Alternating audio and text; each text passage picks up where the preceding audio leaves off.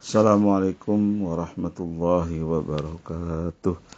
Alhamdulillah rabbil alamin, wassalatu wassalamu ala asyrafil mursalin sayyidina Muhammadin wa ala alihi wa sahbihi ajma'in. Amma ba'du. Saudara-saudara sekalian, kita lanjutkan kajian kita tentang Asrarus Shalah wa muhimmatiha dalam kitab Ihya Ulumuddin, rahasia-rahasia salat atau makna-makna batin salat dalam kitab Ihya Ulumuddin. Ada pada kita sekarang ini ada pada halaman 188 jilid pertama kitab Ihya Ulumuddin. Pada bagian amalul zahirah bis shalah. Jadi sekalipun Imam Al-Ghazali membicarakan tentang makna-makna batin salat, atau di sini istilahnya Imam Ghazali menyebut asrarus shalah, tapi terlebih dahulu Imam Ghazali membicarakan tentang amal-amal lahiriah salat. Amal-amal lahir salat. Qala al-muallif rahimahullahu ta'ala wa nafa'ana bihi wa biulumihi fid dharaini amin. Yambaghi lil musalli idza faragha minal wudu'i wat taharati minal khabati fil badan wal makan wa thiyabi wa satril awrati minas surrati ila rukbati ayyan tasiba qa'iman mutawajjihan ilal qiblati wa yurawwiha baina qadamaihi wa la yadumuha. Wa inna dzalika mimma kana yastadillu bihi ala fikir rajuli.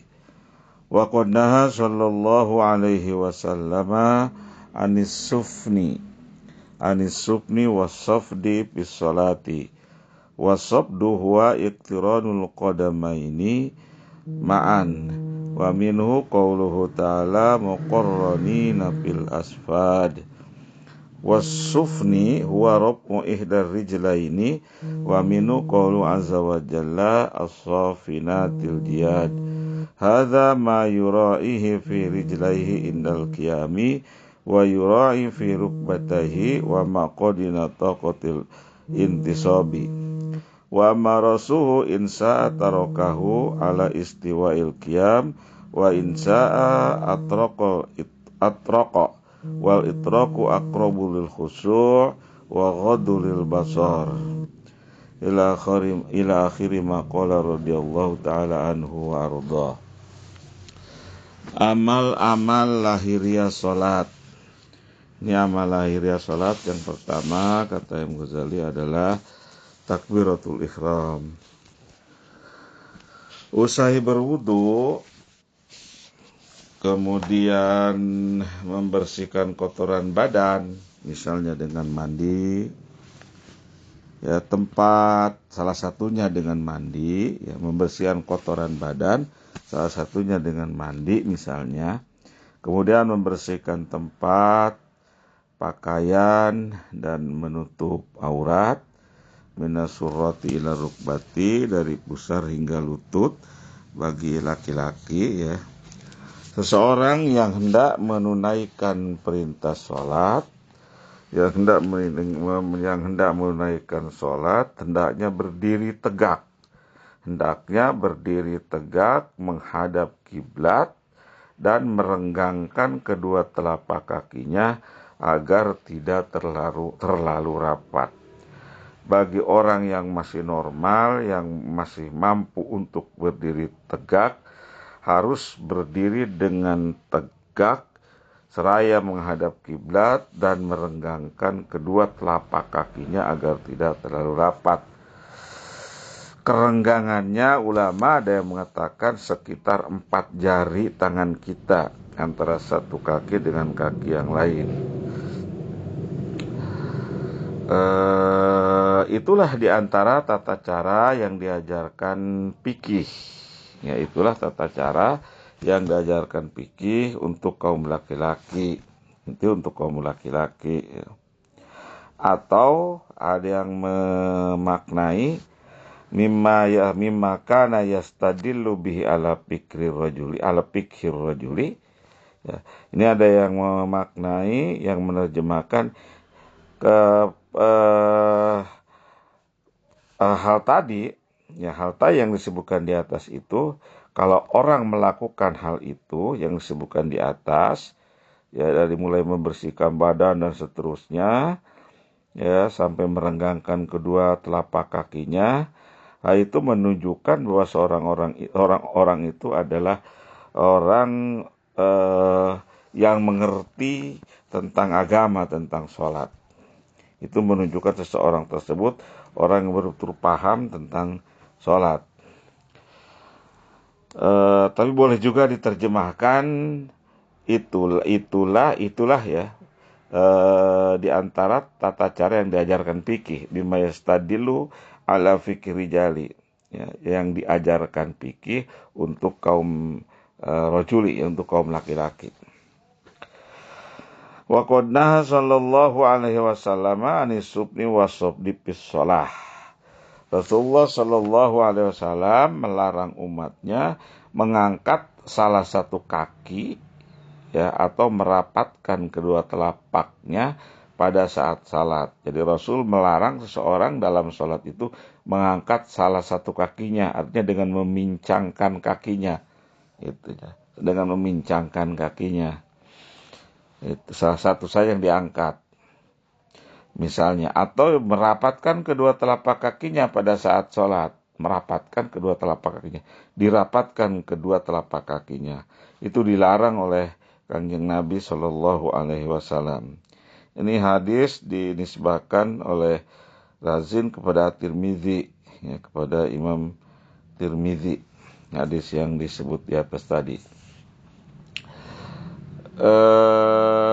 Juga Rasul melarang orang melakukan sholat, ya, merenggangkan terlalu renggang kedua telapak kakinya melebihi 4 jari tangan orang tersebut.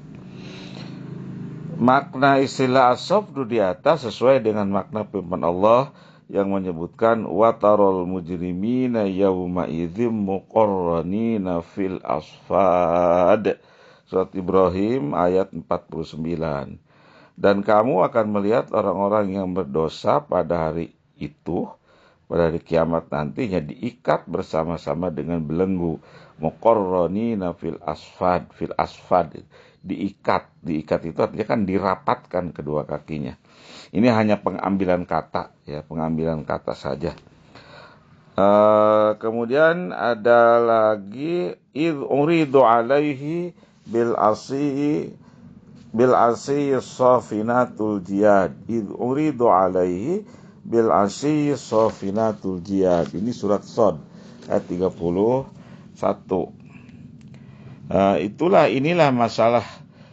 Ingatlah ketika ditunjukkan kepadanya kuda-kuda yang tenang pada waktu berhenti dan cepat waktu berlari pada waktu sore. Surat Shad ayat 31. Kuda itu kalau sedang istirahat berhenti biasanya mengangkat kakinya sebelah, ya. Kaki depannya, ya, biasanya kaki depannya, ya, diangkat sebelah, itu tanda istirahat. Jadi sholat itu tidak boleh seperti kuda yang sedang istirahat tersebut dengan mengangkat kakinya sebelah. Inilah masalah kedua kaki, ya. Inilah masalah kedua kaki. Nah, jadi itulah yang dibicarakan di atas itu masalah kedua kaki. Kemudian kedua lutut dan posisi tegak yang harus diperhatikan seseorang yang hendak berdiri mengerjakan sholat. Itu harus diperhatikan seorang yang akan sholat. Perhatikan hal-hal yang disebutkan di atas. Sementara posisi kepala, jika hendak tegak disejajarkan dengan posisi tubuh, silakan, ya. Posisi kepala jika hendak tegak disejajarkan dengan posisi tubuh, ya. Posisi tubuh tegak berdiri disesuaikan dengan posisi tubuh, artinya matanya ke depan, gitu. Matanya ke depan. Jika hendak ditundukkan juga diperbolehkan. Jika hendak ditundukkan juga diperbolehkan. Jadi wa insa atroko wa insa atarokah wala istiwa'il qiyam, ya, wa amma ra'suhu wa maqaduna taqatil insab wa amma ra'su insa atarokahu ala istiwa'il qiyam wa insa atroqa wal itok aqrabul khusu wa ghadul basar, dan seterusnya.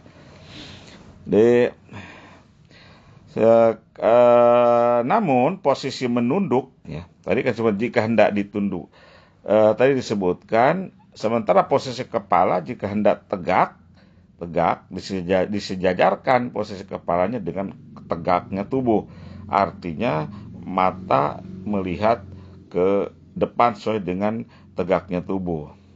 Namun posisi merundukkan kepalanya lebih dekat kepada khusyuk dan lebih mampu, ya. Tapi silakan juga kalau hendak ditundukkan, kepalanya ditundukkan, melihat ke tempat sujudnya. Dalam hal ini kita biasanya ke tempat sajadah, ya, ke tempat sujudnya. Sebab menundukkan kepala itu, kata Imam Ghazali, aqrabul khusyuk, lebih dekat kepada khusyuk dan lebih mampu menjaga pandangan. Ya, menundukkan kepala ke tempat sujud, kalau di kita sekali lagi sajadah misalnya, ya, itu lebih mampu menjaga pandangan. Fokuskanlah pandangan mata ke area sholat, ke tempat sholat kita itu. Jika tidak ada tempat sholat, ya, kita tidak memakai sajadah misalnya, lakukanlah di dekat dinding. Nah, sholatlah kita dekat dinding, kira-kira 1 langkah dari dinding tersebut, ya, kira-kira 1 langkah dari dinding. Sebab hal itu mampu membatasi pandangan dan menjaga konsentrasi. Batasilah pandangan agar tidak sampai melewati sisi-sisi tempat sholat dan batas langkah tadi. Jaga pandangan. Pandangan fokuskan ke sana saja, jangan lepas dari pinggir sisi-sisi tempat sholat atau sisi-sisi sajadah tersebut. Pertahankanlah posisi tersebut tanpa melirik ke kiri atau ke kanan atau ke mana-mana, ya, ke depan, ke belakang sajadah itu, hingga saatnya ruku, ya, sampai ruku pertahankanlah itu semua, seperti hingga saatnya ruku. Itulah, ya, ada berdiri dalam salat. Itulah ada berdiri dalam salat. Setelah berada dalam posisi berdiri tegak atau menunduk, lalu bacalah Quran surat An-Nas. Quran surat An-Nas ayat 100, surat nomor 114, ya. Surat terakhir di mushaf, dari ayat 1 sampai terakhir. A'udzubillahi minasyaitonirrajim. Bismillahirrahmanirrahim. Qul a'udzu birabbin nas, malikin nas, ilahin nas, min syarril waswasil khannas, alladzi yuwaswisu fi sudurin nas, minal jinnati wan nas. Jadi setelah siap kita berdiri untuk sholat dengan tata cara yang disebutkan di atas, bacalah surat An-Nas sampai selesai. Atau baca lagi doa-doa yang lain. Misalnya ada ulama yang menganjurkan membaca Allahumma inni a'udzubika min hamazatis syayatin wa a'udzubika rabbi ayahdurun. Misalnya, ya. Itu semua tujuannya agar kita dijaga dari godaan setan ketika kita sedang sholat. Setelah itu kumandangkanlah iqomat. Setelah tegak, kemudian qomat. Namun jika ingin mengundang jamaah yang belum datang, kumandangkanlah azan terlebih dahulu. Namun ketika itu kalau memang mau berjamaah, benar mengundang orang agar berjamaah dalam masjid misalnya, azan terlebih dahulu, kemudian kita berdiri tegak seperti tata cara disebutkan di atas, kemudian setelah siap semua kita iqomah. Selanjutnya hadirkanlah niat, ya. Selanjutnya hadirkanlah niat pada saat lisan melafalkan hadirkanlah niat pada saat lisan melafalkan niat tadi, ya. Hati mengucap aku bermaksud menunaikan salat fardu, misalnya fardu zuhur karena Allah. Usolli fardu zuhri misalnya arba'a rakaatin mustaqbil qiblati adaan lillahi ta'ala misalnya ya. Ketika kita mengucapkan usolli fardu zuhri misalnya, itu dalam hati kita ucapkan kata-kata aku bermaksud menunaikan salat fardu zuhur misalnya ya, karena Allah. Tujuan pelafalan itu untuk membedakan antara salat qada dan bukan qada, adaannya itu ya. Adaan lillahi ta'ala itu tujuannya adalah untuk membedakan antara salat qada dan bukan qada, antara salat sunnah, fardu. Jadi begini rinciannya seperti ini. Rinciannya seperti ini. Yang wajib ya dalam niat salat itu adalah niat salat itu adalah pernyataan sebagai berikut ya. 1, usolli, artinya saya niat salat. Kemudian fardu, itu fardu. Zuhri misalnya ya, dohor. Kemudian adaan ya, adaan. Itu artinya usolli, saya niat salat. Fardu, saya niat salat, itu membedakan kita berdirinya itu untuk apa ya. Untuk membedakan bahwa kita berdiri dengan tegap itu, dengan merundukkan kepala itu, maksudnya adalah untuk sholat, bukan untuk berdiri sembarangan. Kemudian fardu, itu menunjukkan bahwa sholat itu fardu, untuk membedakan sholat fardu itu yang kita kerjakan itu sholat fardu, bukan sholat sunnah. Zuhri misalnya ya, itu untuk membedakan sholat zuhur dengan sholat-sholat yang lain. Adaan itu untuk membedakan antara sholat langsung atau cash kontan ya, sesuai waktunya, dengan sholat yang ditunda di luar waktunya. Kata-kata yang lainnya misalnya lillahi mustaqbil qiblati, lillahi ta'ala dan sebagainya, itu adalah sunnah, yaitu adalah sunnah. Sekali lagi, sewaktu lisan mengucap niat, hati harus mengikutinya.